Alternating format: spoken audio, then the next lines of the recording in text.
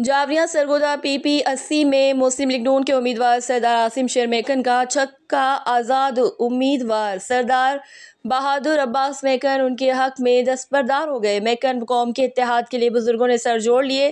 तफसीलात के मुताबिक PP80 से मुस्लिम लीग नून के उम्मीदवार सरदार आसिम शेर मेकन के हक में दस्तबरदार हो गई। ऐलान उन्होंने अपनी रिहाइशगाह कोट भाई खान में किया।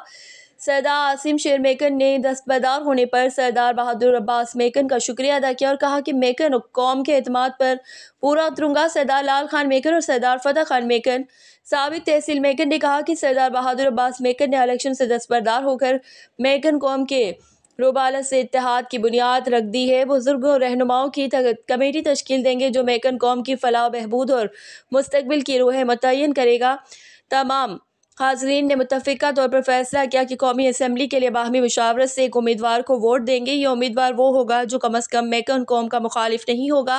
रिपोर्ट ज़फ़र अब्बास, तहसील रिपोर्टर, शाहपुर, जावरिया।